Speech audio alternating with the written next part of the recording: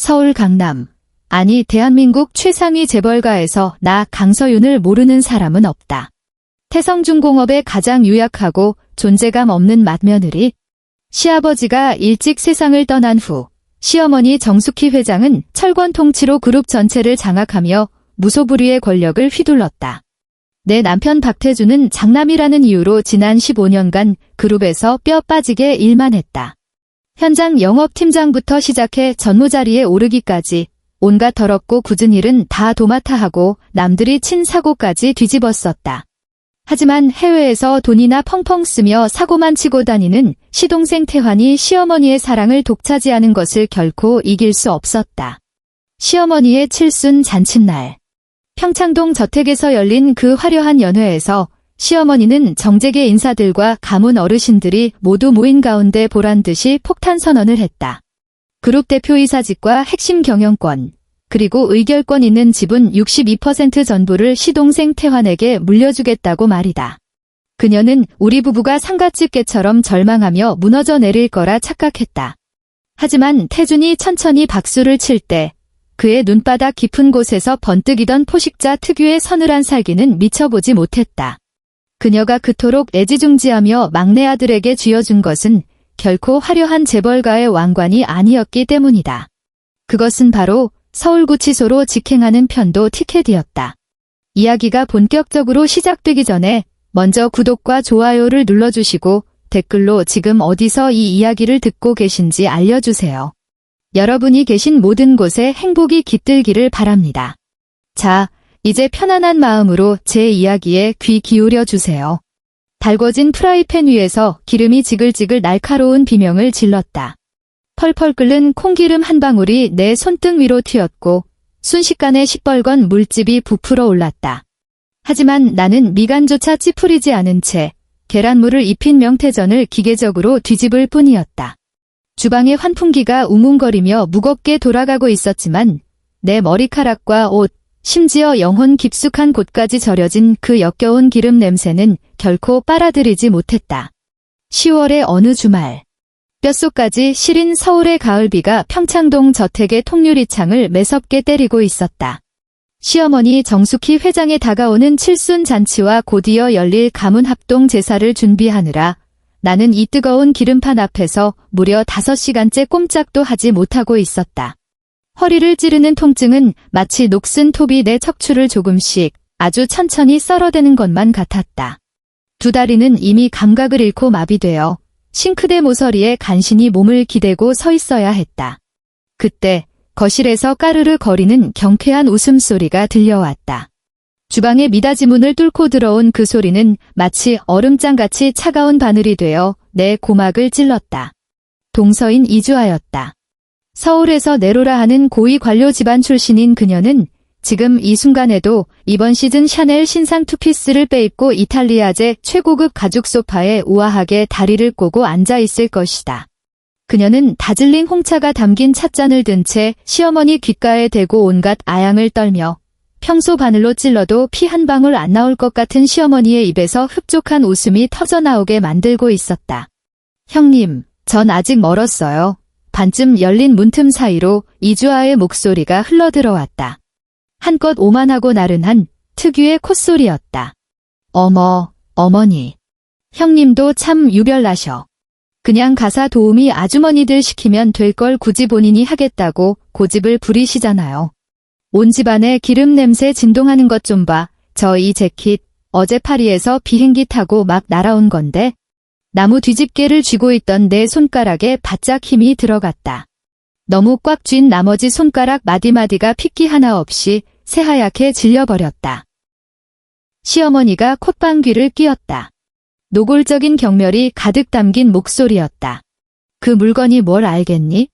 친정이라고 해봐야 주파날이나 튕기는 회계사 집안인데 우리 같은 뼈대 있는 명문가의 법도를 알 턱이 있나. 맏며느리 주제에 친정이 빵빵해서 태준이 뒷배가 되어줄 것도 아니면 저런 굳은 일이라도 발벗고 나서서 본분이나 지켜야지. 주파날이나 튕기는. 그 말이 마치 가시 돋친 칼날처럼 내 심장을 푹 찌르고 들어와 잔인하게 후벼팠다. 내 친정은 서울에서 가장 오랜 역사를 자랑하고 정재계의 깊은 인맥을 뻗치고 있는 최상위 회계사 가문이다. 아버지와 삼촌들 모두 재계는 물론이고 검찰과 국세청에서도 선배님이라며 깍듯이 모시는 분들이다. 그런데 시어머니의 입을 거치니 졸지의 상해도 못 오를 천박한 밑바닥 집안으로 전락해버렸다. 나는 두 눈을 질끈 감고 숨을 깊게 들이마셨다. 당장이라도 오장육부를 다 태워버릴 듯 끓어오르는 분노를 억지로 짓눌러 삼켰다. 다시 눈을 떴을 때 내 눈동자는 이미 죽은 듯이 차갑게 식어 있었다. 나는 옆에 있던 얼음물통을 집어들어 유리잔에 가득 따랐다. 고개를 젖히고 단숨에 벌컥벌컥 들이켰다. 얼음장 같은 물이 식도를 타고 위장으로 쏟아져 내리며 끓어오르던 모든 감정을 차갑게 얼어붙게 만들었다. 괜찮아, 강서윤. 나는 속으로 되뇌었다. 실컷 웃으라고 해, 마음껏 비웃으라고 내버려둬. 벌써 15년이다. 내 남편 박태준. 태성중공업의 장남인 그는 지난 15년 동안 감정 따위는 없는 일벌레처럼 살았다. 울산 공장에서 대규모 파업이 터졌을 때 사방으로 날아드는 화염병과 썩은 계란을 온몸으로 맞아가며 노조원들 앞에 고개 숙여 사과하고 밤샘 협상을 벌인 사람은 태준이었다. 인도네시아 해외 공장 건설 프로젝트가 현지 정부의 목리로 좌초될 위기에 처했을 때도 푹푹 찌는 스판 컨테이너 가건물에서 보름을 숙식하며 관계자들을 일일이 찾아다니며 로비를 한 것도 태준이었다. 심지어 그룹이 심각한 채무 불이행 위기에 처했을 때조차 주요 시중은행 은행장들을 찾아가 허리를 굽신거리며 굴욕적인 폭탄주를 연거푸 마셔댄 끝에 위천공으로 한밤중에 응급실에 실려간 것도 전부 태준이었다.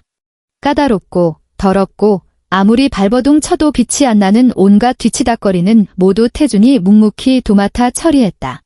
그런데 결과는 어땠는가?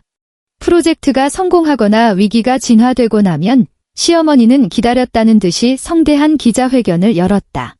그리고 수많은 카메라 플래시 세례를 받으며 전국 언론의 찬사를 독차지하는 것은 늘 상무이사라는 직함을 달고 1년 365일 중 300일을 해외 유명 카지노와 호화요트에서 돈이나 펑펑 쓰고 다니는 시동생 박태환이었다. 3년 전 그 깊은 밤을 나는 아직도 생생히 기억한다. 태준이 아주 골치 아픈 대정부 로비 스캔들을 간신히 수습하고 녹초가 된 몸을 이끌고 경기도 외곽의 우리 집으로 돌아왔던 날이었다. 전세 보증금마저 10원 단위로 쪼개고 계산해서 간신히 얻은 작고 초라한 아파트였다. 그는 현관 신발장에 기대선 채 구두를 벗을 힘조차 없어 보였다. 그의 슈트 재킷에서는 지독한 술 냄새와 담배 찌든 내가 진동했고 눈 밑으로는 짙은 다크서클이 턱까지 내려와 있었다. 가슴이 미어져 다가가 재킷을 벗겨주려는데 그가 돌연 나를 덥석 끌어안더니 내 목덜미에 얼굴을 깊숙이 파묻었다. 키 185cm에 비즈니스 세계에서는 피도 눈물도 없이 단호하던 그 남자가 그 순간만큼은 길 잃은 어린아이처럼 온몸을 바들바들 떨고 있었다. 서윤아. 그의 목소리는 알아듣기 힘들 정도로 꽉 잠겨 있었다. 오늘 이사회에서 어머니가 원로들 다 모인 자리에서 그러시더라. 내가 융통성도 없고 꽉 막혀서 큰 물에서 놀 제목이 못 된다고. 태환이가 라스베이거스에서 월스트리트 투자자 몇 명 인맥 뚫어온 걸 두고 저게 바로 글로벌 마인드를 갖춘 진정한 후계자의 모습이라고 하시더라. 내 지난 15년의 피땀은 어머니 눈엔 대체 뭐였던 걸까? 그 순간 내 심장이 보이지 않는 커다란 손에 무참히 쥐어짜이는 것 같았다. 나는 그를 꽉 마주 안았고 소리 없는 눈물이 그의 어깨 위로 뚝뚝 떨어져 내렸다. 바로 그 절망스러웠던 밤부터였다. 우리는 더 이상 알량한 모정 따위는 기대하지 않기로 했다. 이 가문의 피 속에 오직 지독한 편애와 탐욕스러운 이기심만이 흐른다면 우리는 가장 차갑고 잔인한 숫자와 법의 잣대로 지난 15년치 피눈물의 대가를 기어이 받아내고야 말겠다고 다짐했다. 그때 돌연 주방 미닫이 문이 거칠게 열리며 내 상념을 산산조각 냈다. 도우미인 장 아주머니가 사색이 된 얼굴로 뛰어들어오더니 목소리를 잔뜩 낮춰 속삭였다. 큰 사모님, 큰 도련님 오셨어요. 그런데 얼굴빛이 영 심상치가 않으세요. 나는 즉시 쥐고 있던 뒤집개를 내려놓고 허리에 두른 앞치마를 회거칠게 벗어던진 뒤 서둘러 주방을 빠져나갔다. 길게 뻗은 복도를 지나 눈이 부시도록 화려한 거실로 나섰다. 천장에 매달린 거대한 체코산 크리스탈 샹들리에가 시야를 찌를 듯 번쩍이고 있었다. 태주는 거실 한가운데 우두커니 서 있었다. 그가 입은 짙은 회색 슈트는 빗물에 흠뻑 젖어 축 늘어져 있었고 넥타이는 비딱하게 돌아가 있었다. 그의 손에는 서류 뭉치 하나가 꽉 쥐어져 있었는데 힘을 얼마나 주었는지 손마디가 하얗게 질려 있었다. 시어머니 정숙희 회장은 상석인 소파 정중앙에 꼿꼿하게 앉아 최고급 침향목 108배 단주를 만지작거리고 있었다. 그녀는 눈길 한 번 주지 않은 채 마치 말단 직원을 쥐어짜듯 서리빨 같은 목소리로 내뱉었다. 내가 총괄하던 중동 항만 확장 프로젝트에서 대형 사고를 쳤다며? 그 덕분에 그룹이 날려먹은 돈이 무려 300억 원이라지? 태주는 고개를 푹 숙이고 있어 표정을 읽을 수 없었다. 하지만 팽팽하게 당겨진 턱선을 보니 그가 지금 무언가를 필사적으로 억누르고 있다는 것쯤은 단번에 알 수 있었다. 네, 어머니. 제 판단 착오였습니다. 현지 정부의 정책 변경을 미리 예측하지 못했습니다. 태준의 목소리는 한없이 낮게 깔려 있었고 그 안에는 계산된 듯 완벽한 떨림과 두려움이 섞여 있었다. 이런 등신 같은 놈, 시어머니가 쥐고 있던 찻잔을 대리석 테이블 위로 쾅 소리가 나게 거칠게 내리쳤다. 펄펄 끓는 찬물이 사방으로 튀며 수천만 원짜리 페르시안 카페트를 적셨다. 15년이다.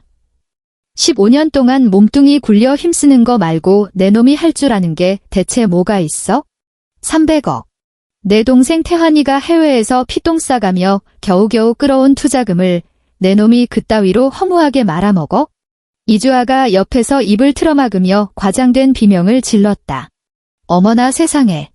아주버님, 300억이 애들 껌값도 아니고 어쩌자고 그러셨어요.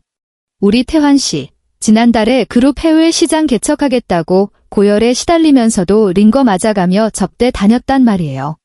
아주버님 한 번의 실수로 우리 태환씨 피땀을 하루아침에 공중분해시키신 거라고요. 나는 조금 떨어진 곳에 선 채 두 손으로 옷자락을 으스러져라 꽉 틀어쥐었다. 오직 나와 태준만이 알고 있었다. 그 잘난 중동 항만 확장 프로젝트라는 것은 애초부터 밑 빠진 독에 물 붓기인 희대의 골칫거리였다는 것을. 그리고 허공으로 날아간 그 300억 원은 태준이 아주 철저하게 계산하여 방조한 결과물이라는 것을. 그는 그룹의 핵심 이사진들 앞에서 우유부단하고 무능력하여 결국 치명적인 손실을 초래한 못난 장남의 역할을 완벽하게 연기해낸 것이다. 오직 오늘 이 순간을 위해 그는 지난 15년간 바닥을 기며 간신히 쌓아 올린 한 줌의 명성마저 제 손으로 산산조각 내버렸다. 어머니, 죄송합니다. 제가 모든 책임을 지겠습니다. 태준이 허리를 90도로 꺾으며 깊숙이 고개를 숙였다. 그의 목소리에는 짙은 절망과 패배감이 뚝뚝 묻어났다. 시어머니는 서늘한 눈빛으로 그를 내려다보았다. 자식을 향한 어미의 연민 따위는 단 한 톨도 찾아볼 수 없었다. 그저 효용가치가 떨어져 버린 낡은 부속품을 쳐다보는 혐오감뿐이었다. 그녀는 손에 쥔 단주를 굴리며 한참을 뜸 들이다가 마침내 무거운 입술을 뗐다. 내 놈 스스로 능력이 부족하다는 걸 인정했으니 더 이상 그 자리 차지하고 앉아서 내 눈에 흙탕물 튀기지 마라. 다음 주가 내 칠순이다. 그 전까지 내가 가진 지분과 경영권 포기 각서에 도장 찍어. 태성중공업의 미래를 너 같은 덜 떨어진 놈 손에 망칠 수는 없으니까. 그 말이 떨어지기가 무섭게 거실 전체에 죽은 듯한 정막이 내려앉았다. 팝콘이나 씹으며 구경하던 이주아조차 꿀먹은 벙어리가 되었다. 시어머니가 이토록 피도 눈물도 없이 나올 줄은 미처 예상하지 못한 눈치였다. 숨이 턱 막혀왔다. 이 모든 것이 철저히 우리가 짠 판이었음에도 불구하고 저 독사 같은 노파의 입에서 그 말이 직접 튀어나오는 순간 숨통을 조여오는 엄청난 압박감이 거대한 태산처럼 내 가슴을 짓눌렀다. 태준이 번쩍 고개를 쳐들었다. 두 눈시울이 순식간에 시뻘겋게 달아올랐다. 그는 믿을 수 없다는 듯 시어머니를 뚫어지라 쳐다보며 입술을 파르르 떨었다. 어머니, 제게 모든 걸 포기하라고 하셨습니까? 15살 때부터 아버지를 따라 공장 바닥을 굴렀습니다. 아버지가 돌아가신 후에는 밤낮 없이 이 집안을 위해 개처럼 일했습니다. 그런데 지금 태환이를 위해서 저를 이대로 내치시겠다는 겁니까? 닥쳐라. 시어머니가 벼락같이 호통을 쳤다. 독사처럼 매서운 눈빛이 번뜩였다. 태환이를 위해서라니? 나는 우리 가문 전체를 위해서 결단한 거야. 지금 내 꼴을 좀 봐라.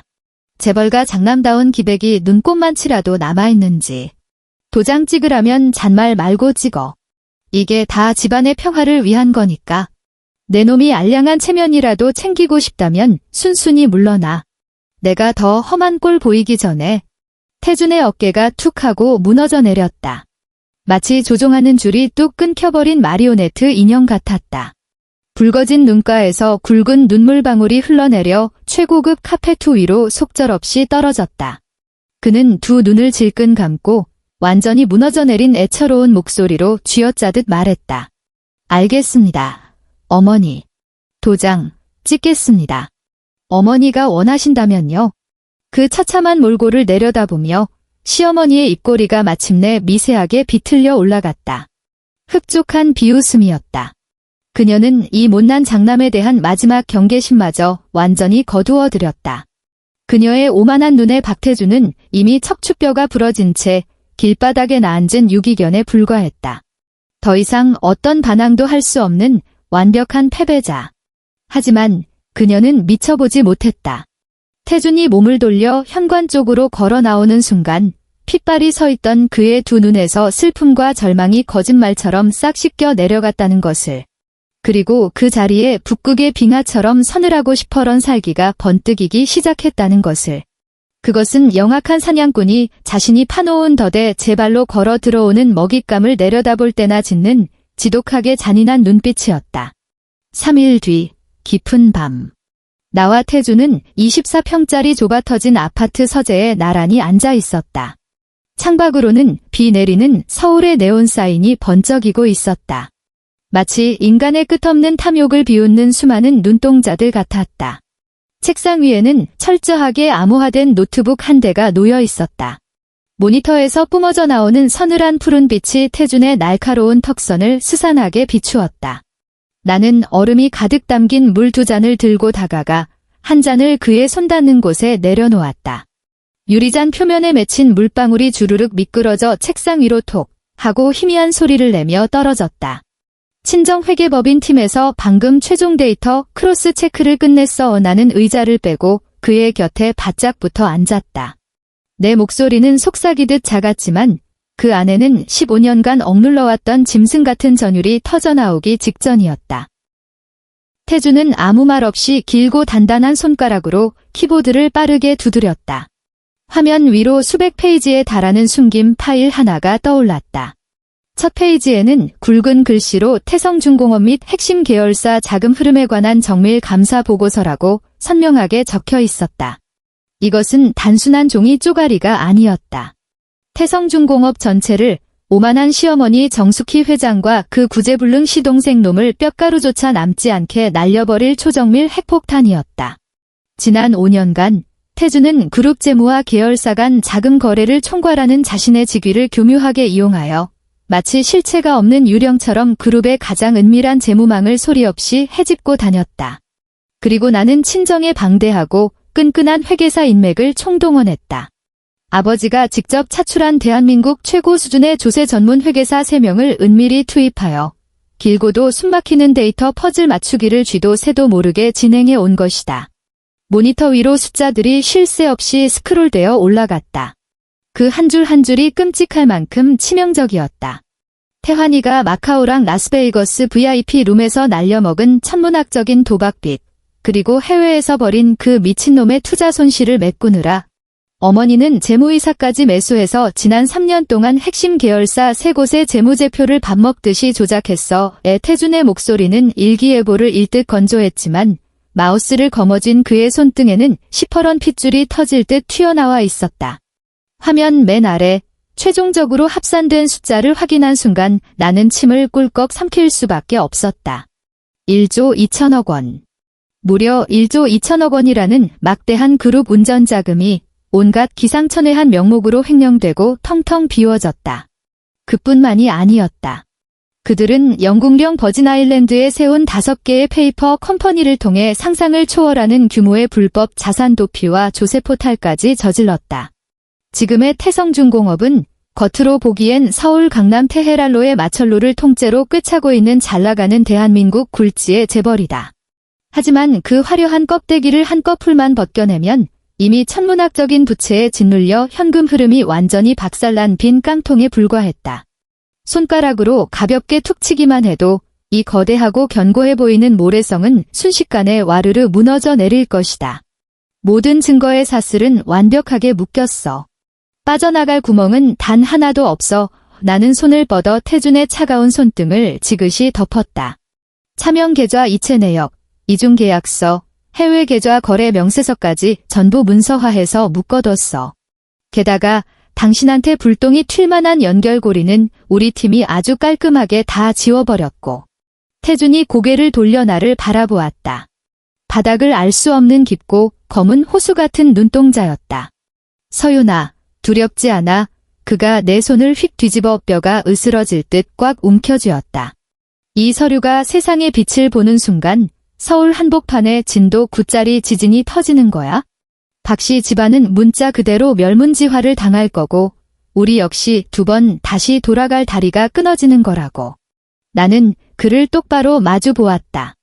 머릿속으로 지난 15년간의 지옥 같았던 시간들이 주마등처럼 스쳐 지나갔다. 찌든 기름 냄새를 맡으며 전을 부칠 때 시어머니가 쏘아보던 그 경멸 어린 눈빛.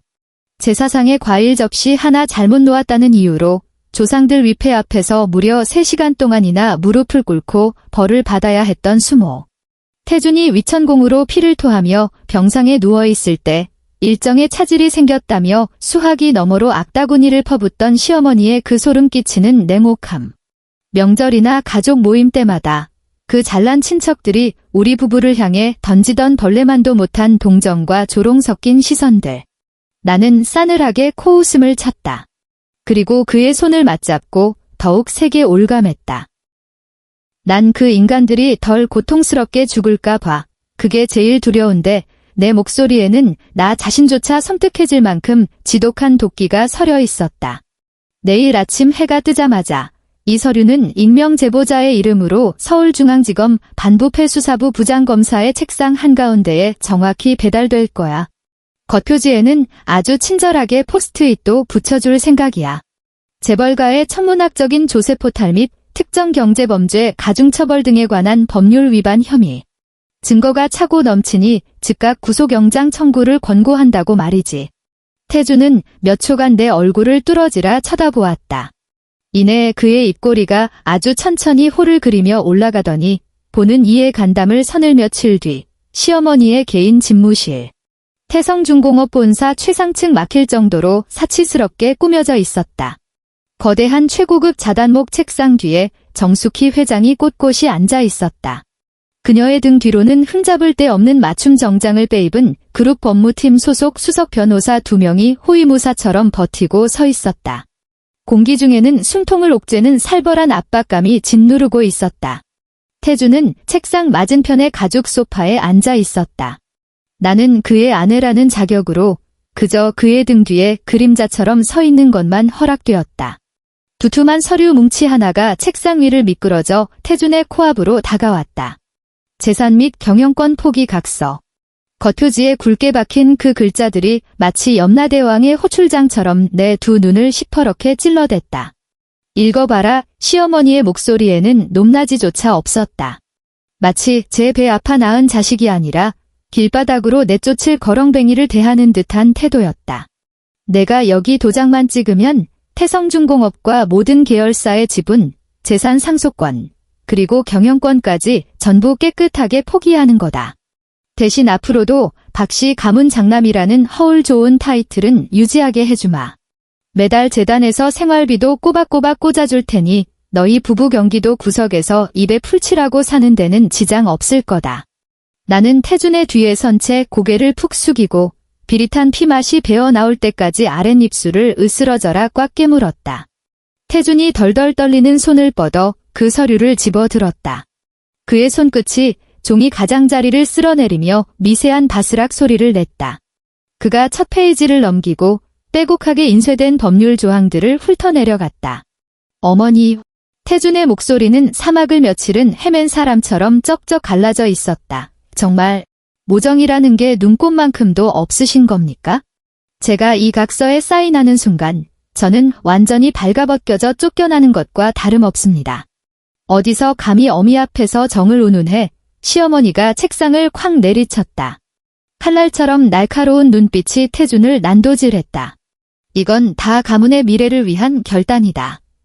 내 놈이 지난 몇 년간 그룹에서 밥값도 못하고 그 엄청난 사고를 쳐놓고도 할 말이 있어? 태환이가 곧 대표이사직에 오를 거다. 이사회에서 태환이 발목을 잡을지도 모를 싹수를 내버려 둘 수는 없지. 잔말 말고 당장 도장 찍어. 내가 내 놈 마지막 체면까지 시궁창에 처박기 전에. 옆에 서 있던 변호사 한 명이 목각인형처럼 무표정한 얼굴로 다가와 몽블랑 만년필을 들이밀었다. 태준이 아주 천천히 만년필을 받아 쥐었다. 그의 손이 사시나무 떨듯 격렬하게 떨렸다. 서명란 허공에 멈춘 펜촉은 차마종이 위로 내려앉지 못하고 배회했다. 굵은 눈물방울 하나가 그의 눈가에서 툭 떨어져 새하얀 종이 위로 번져나갔다. 그것은 뼛속까지 시린 굴욕의 눈물이었고 피를 토할 듯한 억울함의 눈물이었으며 어미에게 철저하게 버림받은 자식의 처절한 절망의 눈물이었다. 시어머니는 그 나약하고 한심한 꼴을 내려다보며 일말의 동정심도 없는 노골적인 경멸을 내비쳤다. 하지만 이 방 안에 그 누구도 눈치채지 못했다. 태준의 등 뒤에 서 있는 내가 지금 안면 근육이 경련을 일으킬 정도로 필사적으로 웃음을 참아내고 있다는 사실을, 행여나 웃음소리가 터져나올까 봐 혀가 찢어지도록 깨물고 있다는 것을. 찍어, 태준아. 어서 도장을 찍어. 시어머니와 저 잘난 변호사 군단은 자신들이 완벽한 그물을 쳤다고 착각하겠지만 각서는 초안 작성 단계에서부터 이미 내 친정이 법무팀에 심어놓은 첩자 변호사의 손을 거쳐 아주 치명적인 독소 조항이 숨겨져 있었다. 이 포기 각서는 법률적으로 오직 태성중공업의 현재 존재하는 자산과 경영권에 대해서만 효력을 발휘하도록 교묘하게 설계되어 있었다. 그렇다면 지금 당장 태성중공업에 남은 자산이란 대체 무엇인가? 1조 2천억 원이라는 끔찍한 재무 블랙홀. 연쇄부도 직전의 시한폭탄 같은 빚더미. 그리고 내일 당장 검찰에 압수수색을 당할 썩어 문드러진 껍데기뿐이다. 태준이 이 종이 쪼가리에 서명을 하는 순간 그가 포기하는 것은 결코 재벌가의 황금관이 아니었다. 그것은 훗날 이 거대한 부채를 청산할 때 그에게 튀어오를 모든 형사적, 민사적 법적 책임을 아주 완벽하고 깔끔하게 끊어내는 구원의 동아줄이었다. 사각, 사각. 마침내 몽블랑 만년필의 펜촉이 종이 위를 미끄러졌다. 태준은 이를 꽉 악문 채 한 획 한 획 피를 토하는 심정으로 자신의 이름을 꾹꾹 눌러 적었다. 마지막 획을 긋는 순간 그는 마치 온몸의 기가 다 빠져나간 사람처럼 소파 위로 털썩 허물어졌다. 시어머니가 즉각 변호사에게 눈짓했다. 변호사가 재빠르게 다가와 서류를 낚아채듯 거두어 갔고 서명과 인감을 꼼꼼하게 확인한 뒤 시어머니를 향해 허리를 굽히며 고개를 끄덕였다. 수고했다. 시어머니가 아주 길게 안도의 한숨을 내쉬었다. 지난 보름 동안 한 번도 본 적 없는 가장 홀가분하고 통쾌한 표정이었다. 도장까지 다 찍었으니 이제 그만 물러가서 준비나 해라. 모레가 내 칠순 잔치다. 그 자리에서 태환이의 취임을 공식적으로 선포할 거다. 명색이 맏형이니 정재계 귀빈들 다 모인 자리에서 질질 짜면서 우리 박씨 가문 얼굴에 똥칠하지 말고 대인배처럼 굴어. 태준은 입을 굳게 다문 채 그저 혼이 나간 표정으로 고개를 주걱거렸다. 그가 비틀거리며 자리에서 일어나 고개를 돌려 나와 시선을 맞추었다. 찰나의 순간 교차한 그 시선 속에는 오직 우리 둘만이 알아볼 수 있는 소름 끼치도록 짜릿한 광기가 번뜩이고 있었다. 이틀 뒤 서울 평창동. 짙은 어둠이 깔리자 박씨 가문의 거대한 저택은 마치 산중턱에서 불타오르는 황금 궁전처럼 눈부시게 빛났다. 저택 밖으로는 검은색 최고급 세단들이 끝이 보이지 않을 정도로 길게 줄지어 서 있었다. 검은 정장을 입은 수십 명의 경호원들이 장대비 속에서 거대한 검은 우산을 받쳐 들고 평소 텔레비전 뉴스에서나 볼 법한 거물급 인사들을 연회장 안으로 깍듯이 에스코트하고 있었다. 오늘 이 자리는 단순한 정숙희 회장의 칠순 잔치가 아니었다. 대한민국 권력의 중심, 재벌가 전체가 숨죽여 지켜보는 거대한 권력 이양식이었다. 연회장 안은 그야말로 화려함의 극치였다. 사람들의 향수 냄새와 샴페인 잔이 부딪히는 소리가 허공을 맴돌았다. 천장의 거대한 크리스탈 샹들리에는 눈이 멀 것 같은 빛을 뿜어냈다. 현악 사중주의 우아한 클래식 선율이 흐르고 있었지만 정관계 고위 인사들과 재계 총수들, 그리고 문중 어르신들 사이에서 은밀하게 오가는 뱀 같은 귓속말까지 덮어버리지는 못했다. 나는 장식이 거의 없는 차분한 네이비 블루 드레스를 입고 태준의 등 뒤를 묵묵히 따랐다. 불나방처럼 화려하게 치장한 사람들 틈에서 우리 부부는 마치 이 공간에 존재해서는 안 될 칙칙한 잿빛 그림자 같았다. 사방에서 호기심, 노골적인 조롱, 그리고 역겨운 동정이 뒤섞인 시선들이 우리를 향해 화살처럼 꽂혔다. 소문 들었습니까? 장남이 완전히 끈 떨어졌다고 하던데요. 협력사 대표 하나가 샴페인 잔을 든 채 옆 사람에게 귓속말을 속삭였다. 안 봐도 비디오죠. 정 회장님 막내 사랑이 오죽 유별납니까? 박태준 전무만 불쌍하게 됐지 뭡니까? 15년 동안 소처럼 일만 하다가 결국 빈털터리로 길거리에 나앉게 생겼으니 쉿, 입 조심하세요. 태환 도련님 오십니다. 홍해 바다가 갈라지듯 사람들이 양옆으로 썰물처럼 물러났다. 시동생 박태환이었다. 그는 눈이 시릴 정도로 화려한 백색 맞춤 정장을 빼입고 한 손에는 최고급 레드 와인을 든 채 세상을 다 가진 듯한 얼굴로 걸어왔다. 그의 곁에는 언제나처럼 콧대 높은 동서 이주아가 팔짱을 낀 채 거드름을 피우며 걷고 있었다. 태환이 태준의 코앞에 멈춰섰다. 그는 태준의 머리끝부터 발끝까지 위아래로 훑어보더니 돌연픽하고 재수없는 헛웃음을 흘렸다. 그는 주변의 가문 어른들과 외부 귀빈들이 득실거리는 것은 안중에도 없다는 듯 아주 건방진 반말로 짓거리기 시작했다. 형, 도장 찍었다며? 그동안 고생 많았어. 15년 동안 껍데기만 남은 거 지키느라 똥줄 탔을 텐데 결국 이렇게 내 손으로 넘어오네. 그는 일부러 껍데기라는 단어에 힘을 주어 씹어뱉으며 도발적인 눈빛으로 태준을 쏘아보았다. 태준은 아무런 표정 변화 없이 그를 응시할 뿐 입을 열지 않았다. 태준이 반항조차 하지 않자 태환은 더욱 기고만장해졌다. 그는 태준의 귓가로 얼굴을 바짝 들이밀더니 우리 몇 사람에게만 들릴 정도로 작고 악독하게 속삭였다. 앞으로는 내 밑에서 쥐죽은 듯이 기어다녀. 어머니 봐서 지방 계열사에 책상 하나는 놔줄 테니까. 말만 잘 들으면 형이랑 그 주판할 튕기는 형수님, 길바닥에 나앉게 하진 않을게. 옆에 있던 이주아가 입을 가리고 호호거리며 맞장구를 쳤다. 어머, 여보. 아주버님한테 말씀이 너무 심하시다. 그래도 아주버님이 능력은 좀 떨어지셔도 공장 바닥에서 인부들 감시하는 건 기가 막히게 잘하시잖아요. 나는 뇌가 텅 빈 이 두 얼간이를 조용히 응시했다. 내 심장 박동은 소름이 끼칠 정도로 차분하게 뛰고 있었다. 바로 그때 연 회장 정면에 설치된 화려한 무대 위에서 마이크의 날카로운 하울링 소리가 삐익하고 울려 퍼졌다. 장내의 모든 소음이 일순간에 찬물을 끼얹은 듯 멎었다. 시어머니 정숙희 회장이 최고급 명주로 지은 눈부신 한복을 차려입고 비서 2명의 부축을 받으며 무대 위로 천천히 걸음을 옮겼다. 그녀는 여왕처럼 군림하는 오만한 눈빛으로 좌중을 압도하며 굽어보았다. 바쁘신 와중에도 이 늙은이의 칠순을 축하해주기 위해 귀한 발걸음을 해주신 여러분께 깊은 감사를 드립니다. 시어머니의 묵직한 목소리가 스피커를 타고 넓은 연회장을 쩌렁쩌렁 울렸다. 오늘 이 자리는 제 생일을 기념하는 자리이기도 하지만 우리 태성중공업의 100년 대계를 위한 아주 중대한 결정을 여러분 앞에 공식적으로 선포하는 자리이기도 합니다. 모든 사람들이 숨을 죽였다. 그룹 이사회의 심사숙고 끝에 오늘부로 박태준의 태성중공업 내 전무이사직을 포함한 모든 경영 및 관리 직무를 박탈합니다. 시어머니의 목소리는 피 한 방울 섞이지 않은 듯 차갑고 단호했다. 순간 사람들 사이에서 웅성거리는 탄성이 터져나왔다. 이미 파다하게 퍼진 소문이었지만 수백 명의 귀빈들 앞에서 장남의 모가지를 날려버리는 선언을 직접 듣는 것은 그야말로 가장 잔인하고 끔찍한 공개처형이나 다름없었다.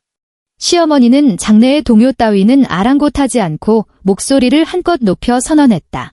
이와 동시에 저는 저의 차남 박태환을 태성중공업의 새로운 대표이사로 공식 임명합니다. 아울러 제 개인 명의로 보유하고 있던 의결권 있는 핵심 지분 62% 전량을 태환이에게 무상으로 증여할 것입니다. 지금 이 순간부터 박태환이 태성중공업의 최대 주주이자 실질적인 총수임을 선포합니다. 와! 연 회장 전체가 순식간에 용광로처럼 끓어올랐다. 우레와 같은 박수갈채와 경악에 찬 비명, 그리고 아부 섞인 축하 인사가 한데 뒤엉켜 터져나왔다. 태환은 무대 아래에 서서 손에 든 술잔을 높이 치켜들며 주변 사람들의 아부를 한 몸에 받았다. 그는 고개를 돌려 승리자의 자태로 태준을 오만하게 내려다보았다. 마치 제 발밑에 짓밟힌 개미 새끼 한 마리를 쳐다보는 듯한 시선이었다. 시어머니는 무대 위에서 흐뭇한 눈빛으로 자신의 막내 아들을 바라보며 자랑스러운 미소를 지어 보였다. 이것이야말로 그들이 그토록 고대해왔던 가장 찬란하고 영광스러운 순간이었다. 나는 고개를 돌려 내 곁에 선 태준을 바라보았다. 연 회장이 떠나갈 듯한 우레와 같은 박수갈채 속에서 조롱과 동정이 뒤섞인 수많은 시선이 쏟아지는 가운데 태준의 안색은 고인물처럼 무서울 정도로 고요했다. 분노도 상실감도 없었으며 그들이 내심 기대했을 처절한 붕괴나 절망 따위는 더더욱 찾아볼 수 없었다. 그는 아주 천천히 허리를 꼿꼿하게 폈다. 그러고는 두 손을 들어 아주 희미해서 알아차리기조차 힘든 미소를 머금은 채 가볍게 박수를 치기 시작했다. 짝이짝이짝. 그 박수 소리는 아주 작아서 시끌벅적한 연 회장 안에서는 거의 들리지 않을 정도였다. 하지만 그의 몸짓은 기이할 만치 여유로웠고 보는 이의 소름을 돋게 만드는 기묘한 우아함마저 깃들어 있었다. 주변에 있던 몇몇 사람들이 그의 이상 행동을 눈치채고는 점차 대화를 멈춘 채 경악과 의구심이 뒤섞인 눈으로 그를 쳐다보기 시작했다. 태준이 박수를 멈췄다. 그는 태환의 당혹스러운 시선 따위는 가볍게 무시하고 곧장 고개를 들어 무대 위 시어머니의 시선과 정면으로 맞부딪혔다. 그의 어조는 평온했지만 한 글자 한 글자가 바닥에 내리꽂히듯 묵직하게 울려 퍼지며 주변 모든 사람의 귓가에 또렷하게 흘러들어갔다. 어머니, 뜻이 정 그러하시다면 저는 이만 영원히 물러나겠습니다. 부디 건강하십시오. 그는 고개를 돌려 태환을 바라보며 입가에 띈 미소를 한층 짙게 지어 보였다. 동생의 앞날에 탄탄대로만 펼쳐지길 진심으로 바라마. 연 회장에 모인 귀빈들 사이에서 일순간 술렁임이 일었다. 연배가 지긋한 문중 어르신 몇몇은 그가 너무 큰 충격을 받은 나머지 완전히 절망하여 체념해버린 것이라 여기며 연신 혀를 차고 고개를 내저었다. 무대 위 시어머니는 코웃음을 치며 얼굴 가득 경멸과 혐오감을 고스란히 드러냈다. 태준은 두 번 다시 그들을 쳐다보지 않았다. 그는 고개를 살짝 돌려 내내 자신의 등 뒤를 지키고 있던 수행 비서를 향해 가벼운 손짓을 보냈다. 비서가 즉각 앞으로 걸어 나와 서류 가방에서 미리 준비해둔 성명서 문건을 꺼내 들었다. 그러고는 주변을 둘러싼 수십 명의 귀빈들 앞에서 낭낭한 목소리로 읽어 내려가기 시작했다. 오늘부로 박태준님은 태성중공업 및 모든 계열사의 직무에서 공식적으로 사임합니다. 아울러 박태준님이 과거 100% 지분으로 설립하여 독자적으로 운영해온 지연테크소프트는 금일 오전부로 모든 자산 분리 및 법적 분할 절차를 마쳤으며 향후 태성중공업과는 어떠한 자금 및 업무적 연관성도 갖지 않음을 밝힙니다. 이 시간 이후로 박태준님과 태성중공업은 그 어떠한 관계도 없음을 선언합니다. 이 선언이 떨어지기가 무섭게 주변의 공기가 순식간에 얼어붙은 듯 멎어버렸다. 자산 분리, 법적 분할, 어떠한 관계도 없다고? 상황 판단이 빠른 재계 거물급 인사 몇몇이 즉각 미간을 찌푸렸다. 마치 심상치 않은 위험의 냄새를 맡은 듯한 표정이었다. 하지만 태준은 그 누구에게도 질문할 기회 따위는 줄 생각이 없었다. 그는 몸을 돌려 나를 향해 손을 내밀었다. 그의 손바닥은 크고 따뜻했으며 그 안에는 미세한 땀방울이 배어 있었다. 나는 일말의 망설임도 없이 그의 손바닥 위에 내 손을 포겠고 그가 내 손을 으스러져라 꽉 쥐도록 내버려 두었다. 우리는 뒤도 돌아보지 않은 채 수백 쌍의 눈동자가 꽂히는 가운데 꼿꼿하게 허리를 펴고 연회장 육중한 문을 향해 당당히 걸음을 내디뎠다. 단 한 치의 미련도 티끌만한 비참함도 없는 발걸음이었다. 사람들은 무의식 중에 양옆으로 물러서며 우리를 위한 길을 내어주었다. 거대한 마호가니 원목 조각문이 바로 눈앞에 다가왔다. 태준이 손을 뻗어 얼음장같이 차가운 황동 문고리를 틀어쥐었다. 그는 힘을 주어 손잡이를 아래로 꾹 누르며 바깥을 향해 거칠게 문을 밀어 젖혔다. 육중한 마호가니 원목문이 우리 등 뒤에서 쾅 하는 둔탁한 굉음과 함께 굳게 닫혔다. 그 순간 연회장 안에 역겨운 샴페인 냄새와 위선적인 아부들, 그리고 우리를 굽어보던 시어머니의 그 오만한 시선까지 모든 것이 저 문을 경계로 완전히 다른 세상의 일이 되어 철저하게 차단되었다. 서울 가을밤에 살을 이는 듯한 비바람이 순식간에 얼굴로 거세게 몰아치며 네이비 블루 드레스 자락을 펄럭이게 만들었다. 차가운 빗줄기가 고스란히 드러난 어깨 위로 내리꽂히며 오싹한 전율을 일으켰다. 하지만 나는 움츠러들지 않고 오히려 가슴속 깊이 숨을 들이마셨다. 공기 중에는 평창동 특유의 짙은 소나무 향과 축축한 흙내음이 뒤섞인 서늘한 기운이 감돌고 있었다. 박씨 가문에 시집온 지 7년 만에 처음으로 이곳의 공기가 숨막히지 않다고 느낀 순간이었다. 태주는 걸음을 멈추고 빗물에 어깨 반쪽이 흠뻑 젖어버린 짙은 회색 슈트 재킷을 벗어 아무 말 없이 내 어깨 위로 덮어주었다. 재킷에는 그의 뜨거운 체온과 함께 아주 옅은 담배 향이 배어 있었다. 그는 오랜 세월 중공업 현장을 구르느라 거칠게 굳은 살이 박인 커다란 손을 뻗어 얼음처럼 차갑게 식은 내 손가락을 따뜻하고 단단하게 감싸 쥐었다. 그의 손바닥은 불덩이처럼 뜨거웠고 내 손가락 뼈가 으스러질 정도로 강하게 쥐는 힘이 느껴졌다. 하지만 나는 아픈 내색 하나 없이 오히려 그의 손을 마주잡고 10손가락을 단단히 깍지 꼈다. 나는 고개를 들어 희뿌연 빗장막 너머로 불야성을 이룬 산중턱의 대저택을 올려다보았다. 7년 전 어느 봄날 나 역시 이곳에 서 있었다. 그때 나는 무겁고 답답한 전통 한복을 차려입고 친정에서 정성껏 준비한 수억 원 상당의 최고급 가전제품과 수제 명주 이불을 혼수로 바리바리 싸들고 벅찬 가슴을 아는 채 저 대문을 넘어섰다. 하지만 나를 맞이한 것은 거실 상석에 떡하니 버티고 앉아 매서운 눈초리로 혼수품들을 훑어보며 서늘하게 내뱉던 시어머니의 한마디였다. 주판할 튕기는 집구석 딸년이라 그런가 해온 예단 목록을 보니 쪼잔하고 궁상맞은 티가 줄줄 흐르는구나. 그날 밤 나는 제사상에 올릴 조기 대가리 방향을 실수로 반대로 놓았다는 이유 하나만으로 얼음장 같은 주방 타일 바닥에 무릎을 꿇은 채 무려 4시간 동안이나 바닥을 닦아야 하는 벌을 받았다. 하지만 이제 내 수많은 존엄성과 피눈물을 고스란히 매장시켰던 이 빌어먹을 황금빛 감옥은 내일 아침 해가 떠오름과 동시에 철저하게 잿더미로 변해버릴 것이다. 가작 이 비바람을 뚫고 들려온 태준의 낮고 쉰 목소리에는 모든 것이 끝난 후의 깊은 피로감과 단호한 결의가 묻어났다. 검은색 세단 한 대가 소리 없이 계단 아래로 미끄러져 들어와 멈춰섰다. 태준의 개인 회사에서 보낸 차량으로 태성중공업과는 티끌만큼의 연관성도 없는 차였다. 우리가 차에 올라타고 차 문이 굳게 닫히는 순간 태준은 주머니에서 24시간 내내 전원을 끄지 못한 채 시어머니와 그룹 임원들의 호출을 대기하던 업무용 휴대폰을 꺼내 들었다.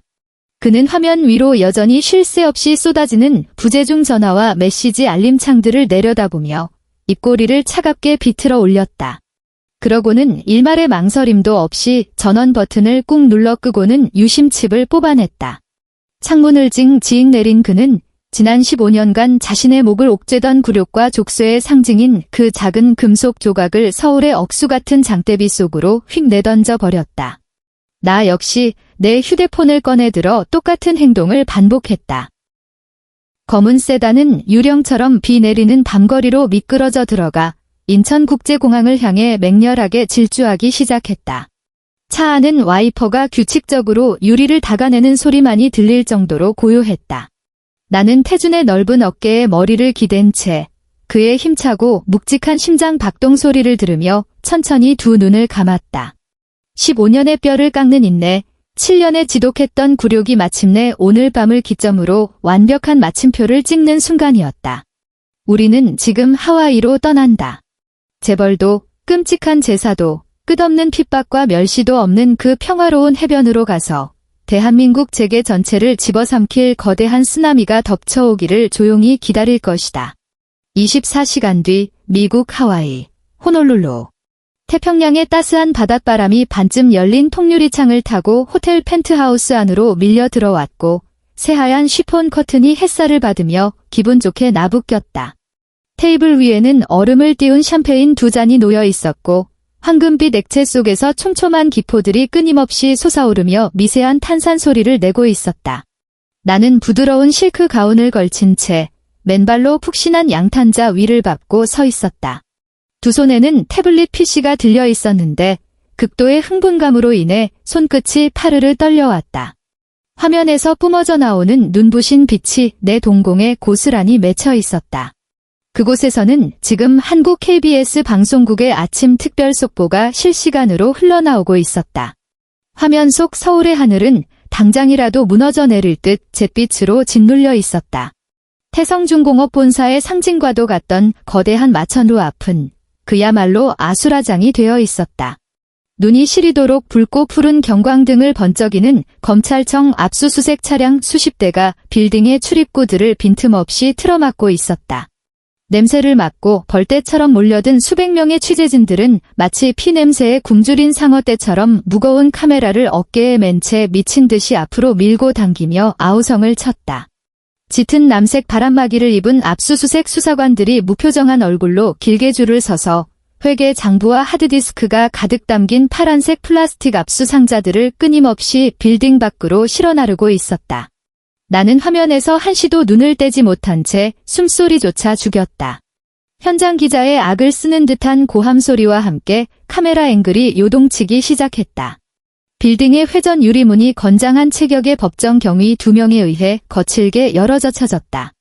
곧이어 몹시 낯익은 인형 하나가 2명의 수사관에게 양팔을 꽉 붙들린 채 대문 밖으로 질질 끌려 나왔다.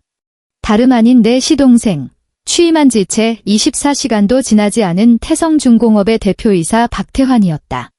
어제 칠순 잔치에서 세상을 다 가진 듯 기고만장하게 빼입었던 그 화려한 백색 맞춤 정장은 지금은 구겨진 시래기 뭉치처럼 처참한 몰골이었다. 헝클어진 머리칼에 핏기 하나 없이 새하얗게 질린 얼굴, 그리고 극도의 공포에 사로잡혀 튀어나올 듯 부릅뜬 두 눈이 그는 코앞까지 들이닥치는 카메라 플래시 세례를 피하려 필사적으로 몸부림치며 두서없이 악다구니를 퍼붓고 있었다. 이거 놔. 나 태성중공업 대표이사야. 당신들 내가 누군지 알아? 당장 우리 어머니한테 전화할 거야. 내 변호사 불러와. 스피커를 뚫고 쏟아지는 그의 발악은 히스테릭하면서도 한없이 우스꽝스러웠다. 나는 테이블 위에 얼음물을 들어 아주 가볍게 한 모금 축였다. 식도를 타고 넘어가는 서늘한 냉기가 내 마음속에 남아있던 마지막 온기 한 톨마저 차갑게 얼려버렸다. 대표이사. 그래, 그 직함은 어제 시어머니가 친히 그의 머리 위에 씌워준 찬란한 왕관이었다. 하지만 대한민국 상법의 엄격한 잣대 아래 현직 대표이사이자 62%의 의결권을 거머쥔 최대 주주로서 어제 그가 권력 이양 서류에 서명한 바로 그 1초의 순간부터 지옥문은 열린 것이다. 태성중공업이 저지른 1조 2천억 원 규모의 분식회계, 거액의 횡령, 그리고 천문학적인 해외 조세 포탈에 대한 모든 법적 책임이 거대한 십자가가 되어 오롯이 그의 등짝에 쾅쾅 못 박혀버렸으니 말이다. 카메라 앵글이 스튜디오로 전환되었다. 단정한 정장 차림의 뉴스 앵커가 침통한 표정으로 속보를 전하고 있었다. 오늘 이른 새벽 서울중앙지검 반부패수사부와 국세청 조사국이 합동으로 태성중공업 본사에 대한 대대적인 압수수색을 단행했습니다. 검찰은 그룹 고위층이 장기간에 걸쳐 조직적으로 회사 자금을 빼돌려 해외 원정 도박 자금으로 유용해온 결정적 증거를 확보한 것으로 알려졌습니다. 현재 막 대표이사직에 취임한 박태환 씨가 현장에서 긴급 체포되었으며 그룹의 핵심 재무 임원 다수의 신병이 확보된 상태입니다. 이 충격적인 사태의 여파로 태성중공업 주가는 장계시와 동시에 하한가로 곤두박질치며 사실상 휴지 조각으로 전락하고 말았습니다. 나는 화면을 터치하여 대한민국 최대 포털 사이트 메인 화면을 열었다. 실시간 검색어 순위 1위부터 10위까지가 모조리 태성중공업 관련 키워드로 도배되어 있었다. 수많은 네티즌들의 끓어오르는 분노가 댓글 창을 활활 태우고 있었다. 과거 시어머니가 돈을 뿌려 매수한 댓글 부대들이 조작해냈던 청년인재, 재벌가의 모범 따위의 허울 좋은 수식어들은 이미 밑바닥까지 모조리 까발려져 발가벗겨진 상태였다. 청와대 국민청원 게시판에는 재벌가 흡혈귀들을 엄벌에 처하라는 청원 동의자 수가 불과 1시간 만에 20만 명을 돌파하고 있었다. 나는 태블릿 PC를 내려놓고 소파에 앉아있는 태준을 향해 고개를 돌렸다. 그는 샴페인 잔을 손에 든 채 창밖으로 펼쳐진 눈부시게 푸른 해안선을 조용히 응시하고 있었다.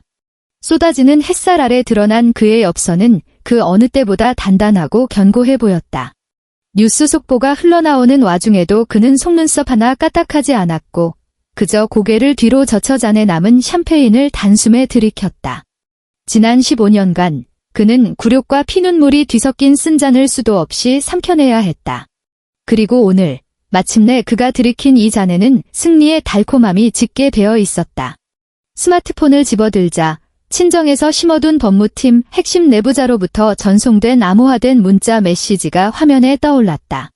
메시지를 열자건 내 머릿속에서는 이미 그 글자들을 바탕으로 지금 이 시각 평창동 대저택에서 벌어지고 있을 처참한 아수라장이 생생하게 그려지고 있었다. 그것은 이른바 빨간 딱지라 불리는 끔찍한 악몽의 시작이었다. 메시지에 따르면 태환이 체포되어 끌려간 지 불과 30분 만에 법원 집행관들이 10여 명의 법정 경위를 대동하고 평창동 저택의 대문을 강제로 뜯어내고 들이닥쳤다고 했다. 그 살벌한 풍경이 눈앞에 선하게 그려졌다.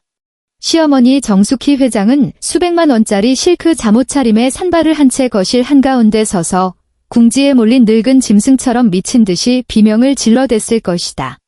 제복을 입은 낯선 불청객들이 그녀가 그토록 애지중지하던 페르시안 카페트를 흑발로 짓밟은 꼴을 두 눈 뜨고 지켜보면서 말이다. 집행관은 무표정한 얼굴로 법원에서 발부된 자산 동결 명령서를 낭독했을 것이다. 태성중공업이 떠안게 된 천문학적인 채무 불이행과 막대한 추징금으로 인해 사건의 배후이자 전직 실질적 총수였던 그녀 명의의 모든 개인 자산은 즉각 동결 조치되어야 마땅했다. 곧이어 보는 사람의 등골을 오싹하게 만드는 시뻘건 압류 딱지들이 마치 저승사자의 부적처럼 집안에 돈 될 만한 구석구석마다 가차없이 덕지덕지 붙기 시작했을 것이다.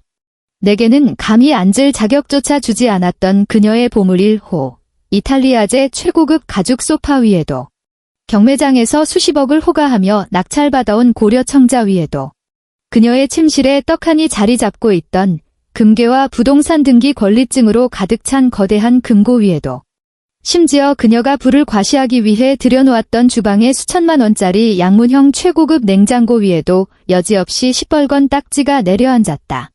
그 붉은 종이 쪼가리들은 이 사회에서 가장 끔찍하고 치욕스러운 낙인이었다. 당신은 이제 철저하게 파산했으며 하늘 높은 줄 모르던 그 오만한 구름 위에서 시궁창 밑바닥으로 처참하게 내동댕이 쳐졌다는 것을 의미하니까? 메시지에는 동서 이주화에 대한 내용도 덧붙여져 있었다. 그녀는 법정 경위들이 드레스룸에 가득 찬 에르메스 백들을 압수하려 하자 실성한 여자처럼 달려들어 물어뜯고 발악하다가 결국 여경 2명에게 강제로 바닥에 제압당해 수갑이 채워졌다고 했다.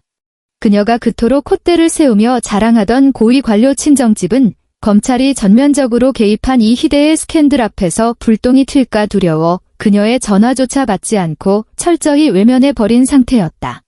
나는 스마트폰 화면을 내려다보며 손가락으로 가볍게 스크롤을 내렸다.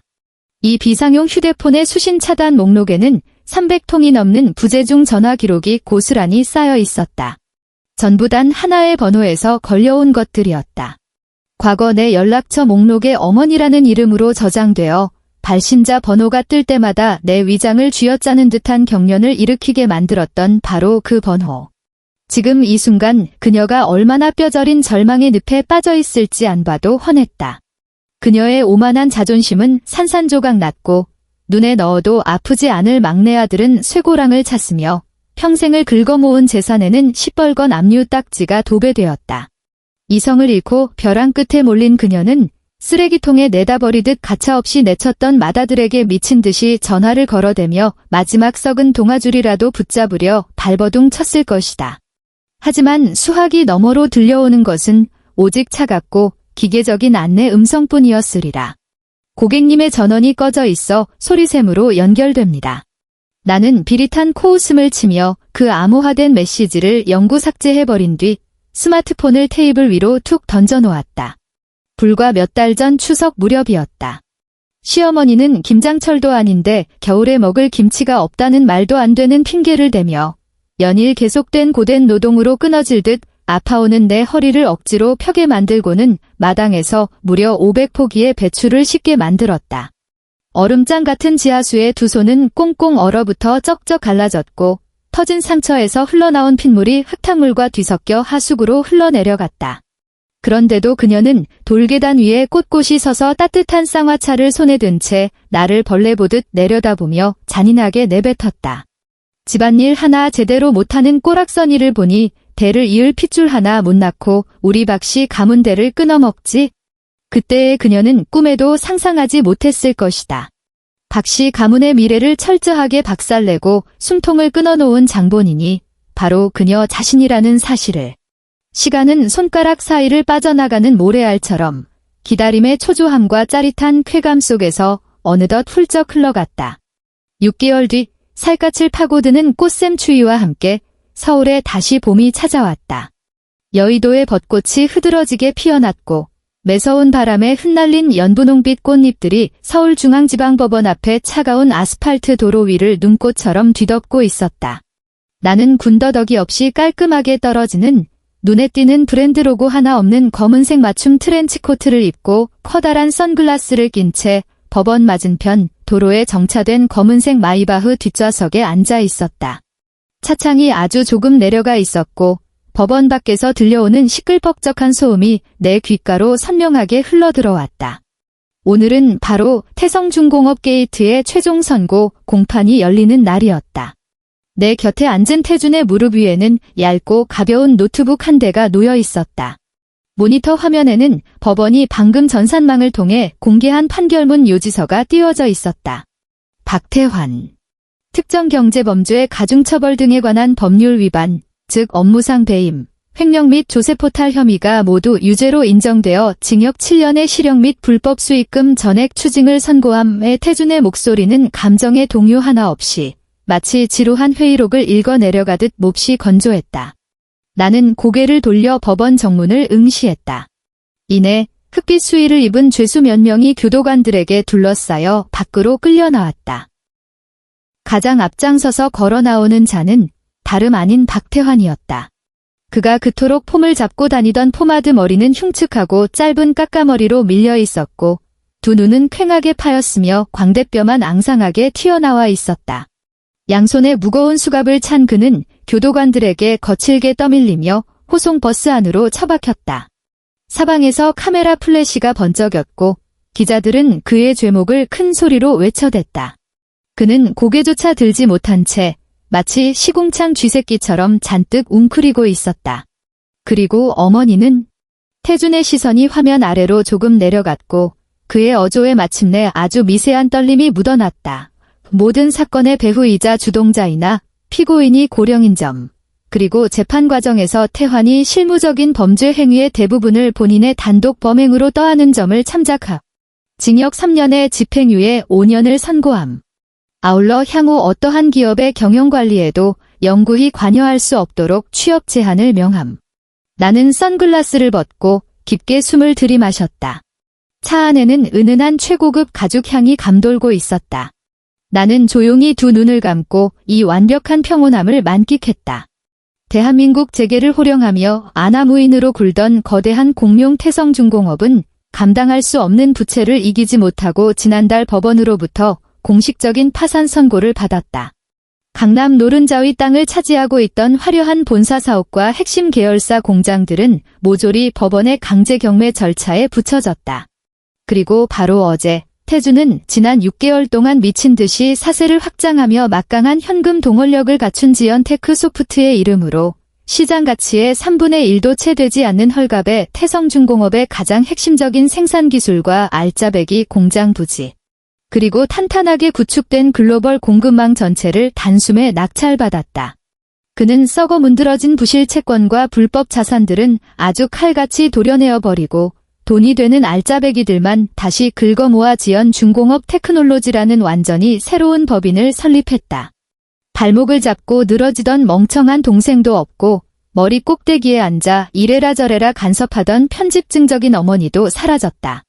태준이 지난 15년간 시궁창 바닥을 구르며 날카롭게 벼려온 그 무시무시한 사업적 수완이 마침내 족쇄를 끊고 완벽하게 폭발한 것이다.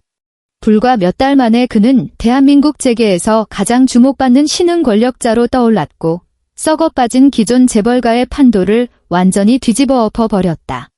출발하시죠. 태준이 노트북을 덮으며 앞좌석의 운전기사에게 담담하게 지시했다. 성북구로 갑시다. 30분 후 마이바흐는 서울 성북구의 비좁고 허름한 골목길로 접어들었다. 이곳의 공기에는 하수구에서 역류하는 시큼한 악취와 1년 내내 햇빛 한 줌 들지 않아 퀴퀴하게 찌든 곰팡내가 진동하고 있었다. 시멘트 담벼락에는 하수구 뚜름이나 무보증 일수 대출 따위에 싸구려 전단들이 덕지덕지 붙어 있었다. 차는 다 쓰러져가는 낡은 3층짜리 붉은 벽돌집 앞에 멈춰 섰다. 내가 차 문을 열고 내리자 뾰족한 검은색 하이힐 굽이 울퉁불퉁하게 파인 시멘트 바닥에 부딪히며 날카로운 소리를 냈다. 나는 걸친 맞춤 트렌치코트 깃을 단정히 여미고 반지하에 위치한 작은 창문을 올려다보았다. 창문 유리에는 시커먼 먼지와 찌든 물때가 엉겨붙어 있었고 녹슨 방범창에는 색이 다 바래버린 낡은 옷까지 몇 벌이 널려 있었다. 이곳이 바로 천하를 호령하던 정숙희 회장의 현재 거처였다. 모든 재산이 압류당하고 빚잔치로 경매에 넘어가자 그녀의 곁에 파리떼처럼 들끓으며 알랑거리던 친척들은 뒤도 돌아보지 않고 가장 먼저 도망쳤다. 철저하게 버림받고 빈털터리가 된 그녀는 매달 나오는 쥐꼬리만 한 기초생활수급비에 의존하여 전세 보증금조차 낼 돈이 없어 다달이 월세를 내야 하는 이 비루한 단칸방으로 쫓겨난 것이다. 나는 홀로 어둡고 축축한 계단을 따라 아래로 내려갔다. 복도의 센서 등은 고장난 지 오래라 칠흑같이 어두웠고 나는 스마트폰의 희미한 불빛에 의지해 페인트가 다 벗겨진 낡은 철문을 찾아냈다. 초인종 따위는 애초에 존재하지도 않았으므로 나는 손을 들어 딱딱한 손가락 관절로 철문을 3번 두드렸다. 한참의 시간이 흐른 뒤에야 문 안쪽에서 질질 끄는 듯한 무거운 발소리가 들려왔다. 끼익, 귀를 찢는 듯한 마찰음과 함께 철문이 아주 조금 열렸다. 문틈 사이로 생기라곤 찾아볼 수 없는 깊게 팬 주름으로 뒤덮인 노파의 얼굴이 나타났다. 정숙희는 보풀이 잔뜩 일어난 칙칙한 회색 스웨터를 걸치고 있었고 반백이 된 머리카락은 귀신처럼 헝클어져 있었다. 문 밖에 선 사람이 나라는 사실을 알아차린 순간 그녀의 탁한 눈동자가 짐승처럼 움찔하며 수축했고 앙상한 나뭇가지 같은 손가락이 문틀을 부서져라 꽉 부여잡았다. 내년이 여긴 대체 웬일이냐. 사포로 유리를 긁는 듯 쇳소리가 섞인 그녀의 목소리에는 억지로 자존심을 세우려 하지만 이미 바닥을 드러낸 한없이 나약한 경계심이 묻어났다. 나는 대답 대신 손을 뻗어 그 낡은 철문을 가볍게 밀어 젖혔다. 그녀는 내 손길을 막아낼 힘조차 없어 뒤로 두어 걸음 비틀거리며 물러났다. 나는 그 숨막히도록 비좁은 반지하 방 안으로 걸어 들어갔다. 방 안은 어두컴컴하고 습기로 가득 차 있었으며 벽지는 거덜나듯 벗겨져 시커먼 곰팡이 자국을 흉측하게 드러내고 있었다. 구석에는 길에서 주워온 듯한 폐지 상자들이 널브러져 있었고 삐걱거리는 낡은 교자상 위에는 먹다 남은 식은 밥반 공기와 누렇게 쉰 단무지 몇 조각이 놓여 있었다. 그야말로 구역질이 치밀어 오를 만큼 비참하고 시궁창 같은 환경이었다. 나는 방 안을 한 바퀴 쓱 둘러본 뒤 몸을 돌려 과거 하늘 무서운 줄 모르고 날뛰던 이 늙은 여자를 싸늘하게 내려다보았다. 내 머릿속에 지난 7년간 겪었던 수많은 지옥 같은 순간들이 주마등처럼 스쳐 지나갔다. 평창동 대저택의 최고급 가죽 소파에 앉아 108배 단주로 내 콧대를 삿대질하며 천박한 년이라 모욕을 주던 모습. 가족 식사 자리에서 펄펄 끓는 갈비탕 국물을 일부러 내 손등에 엎질러 놓고는 칠칠치 못하게 그릇 하나 제대로 못 든다며 되레 윽박 지르던 모습. 그리고 그 구제불능 막내 아들이 싸질은 1조 2천억 원이라는 천문학적인 똥을 치우기 위해 내 남편의 목을 조르며 재산 포기 각서에 도장을 찍게 만들던 그 피도 눈물도 없던 악마 같은 면상까지. 나는 손에 들고 있던 에르메스 버킨백에서 보온병 하나를 꺼냈다. 뚜껑을 열고 그 안에 내용물을 물때가 잔뜩 낀 낡은 유리컵에 천천히 따라 부었다. 그것은 얼음이 가득 담긴 차가운 생수였다. 유리컵 안에서 얼음 조각들이 부딪히며 달그락거리는 청명한 소리를 냈다. 이 음습하고 퀴퀴한 반지하 방 안에서 그 한 잔의 물은 소름이 돋을 만큼 시리게 느껴졌다. 나는 그 얼음물 잔을 들어 올려 낡아빠진 교자상 위로 소리 없이 내려놓았다. 어머니여, 나는 그녀를 응시했다. 내 목소리에는 단 한 줄기의 감정 동요도 심지어 알량한 조롱조차 섞여 있지 않았다. 이런 부류의 인간에게 내릴 수 있는 가장 잔인한 형벌은 철저하게 길바닥의 먼지처럼 하찮게 취급해 버리는 것이니까. 어머니께서 예전에 늘 제게 가르치셨지요. 며느리 된 도리로서 어른 모시는 법을 제대로 알아야 한다고요. 어머니께서는 심기가 불편하실 때면 늘 화를 사기려 얼음물을 찾으셨죠. 내 시선이 바들바들 떨리는 그녀의 앙상한 두 손 위로 내려앉았다. 그래서 오늘 며느리 된 도리로 특별히 한 잔 타왔습니다. 드시지요. 정숙희는 나를 잡아먹을 듯 노려보았지만 입술만 파르르 떨릴 뿐 목구멍에서 끄끄거리는 기괴한 소리만 새어나올 뿐 단 한마디도 내뱉지 못했다. 막내 아들만 싸고 도느라 큰아들이 15년간 바친 피땀은 철저히 짓밟으셨죠. 그 모든 더러운 오물들, 감당 못할 빚더미, 추악한 죄악들을 전부 큰아들에게 뒤집어 씌우면 그 금쪽 같은 막내 아들은 무사할 줄 아셨나 봅니다. 나는 상체를 살짝 숙여 그녀의 눈동자를 똑바로 응시하며 독을 바른 얼음칼처럼 서늘한 목소리로 한 글자씩 또박또박 내리꽂았다. 이게 바로 어머니께서 치르셔야 할 대가입니다. 1조 2천억 원이라는 시궁창, 7년이라는 감방 생활, 그리고 곰팡내가 진동하는 바로 이 끔찍한 반지하 단칸방 말입니다. 나는 허리를 곧게 펴고 트렌치코트 깃을 바짝 세워 올려 방 안을 가득 채운 역겨운 악취를 차단했다. 앞으로 이곳에서 아주 오래오래 평안하고 만수무강한 여생을 보내시길 바랍니다. 그 말을 끝으로 나는 두 번 다시 그녀를 쳐다보지 않았다. 미련 없이 몸을 돌려 날카로운 하이힐 소리를 내며 그 녹슨 철문 밖으로 당당하게 걸어나갔다. 등 뒤의 방 안에서 돌연 유리컵이 박살나는 날카로운 파열음이 들려왔고 곧이어 숨이 끊어지기 직전에 짐승이 토해내는 듯한 처절하고 기괴한 통곡 소리가 터져나왔다. 하지만 나는 단 한 번도 뒤돌아보지 않았다. 내 발걸음은 흔들림 없이 평온하고 단단했으며 나는 그 어둡고 축축한 골목길을 한 걸음 한 걸음 벗어나 눈부신 햇살이 쏟아지는 큰 길을 향해 걸어갔다.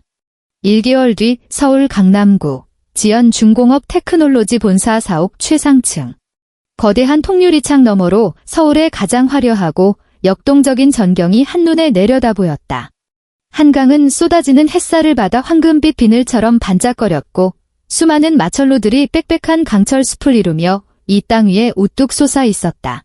나는 핸드드립 커피 두 잔을 들고 창가에 서 있는 태준의 곁으로 다가가 그중 한 잔을 그에게 건넸다. 그는 흠잡을 데 없이 재단된 짙은 검은색 맞춤 정장을 입고 꼿꼿하게 등허리를 펴고 서 있었다. 그는 더 이상 평창동 저택에서 숨죽여 지내던 무기력한 조종 인형이 아니었다. 이 거대한 강철 숲을 지배하는 진정한 제왕의 모습이었다. 나는 그의 시선을 따라 창밖을 내다보았다. 시선이 닿는 저 끝자리, 한때 태성중공업이라는 거대한 간판을 달고 위용을 뽐내던 그 구사옥은 지금 인부들의 손에 의해 마지막 남은 로고의 흔적마저 서서히 철거되고 있었다. 15년의 인고의 시간. 무능력한 일벌레 행세를 하며 그 인간들이 당신의 자존심을 짓밟도록 내버려 둔 것. 나는 텅 빈 넓은 집무실을 울리는 나지막한 목소리로 입을 열었다. 그럴 만한 가치가 있었어? 태준이 고개를 돌려 나를 바라보았다. 그의 눈동자에는 더 이상 지독한 피로감이나 어두운 그늘 따위는 존재하지 않았다. 그 자리를 대신 채우고 있는 것은 모든 것을 제 발밑에 둔 자의 완벽한 통제력과 깊이를 알 수 없는 여유로운 미소였다. 그는 한쪽 팔을 뻗어 나를 부드럽게 품에 안았고 자신의 턱을 내 정수리에 가만히 기대었다. 서윤아, 그는 창밖으로 끝없이 펼쳐진 세상을 내려다보며 옅은 미소를 지었다. 세상 모든 것을 발 아래 둔 자 특유의 오만하고도 여유로운 어조였다. 그건 단 한 번도 인내였던 적이 없어. 그건 철저한 사냥이었지? 진정한 권력자는 윗사람의 그 우스운 편애나 동정 따위로 만들어지는 게 아니야. 오직 제 손으로 아주 조금씩 이 판의 모든 것을 완벽하게 쥐어짜내어 장악하는 자만이 가질 수 있는 거지. 나는 그의 단단한 가슴에 기대어 묵직하고 규칙적인 심장 박동 소리를 들으며 천천히 입꼬리를 올려 미소를 지었다. 썩어 빠진 구시대의 재벌 제국은 완전히 무너져 내렸고 그 악취나는 핏줄은 말라붙었다. 그리고 그 처참한 잿더미 위에서 오직 박태준과 강서윤 두 사람만이 군림하는 완전히 새로운 시대가 이제 막 그 화려한 막을 올렸다. 끝.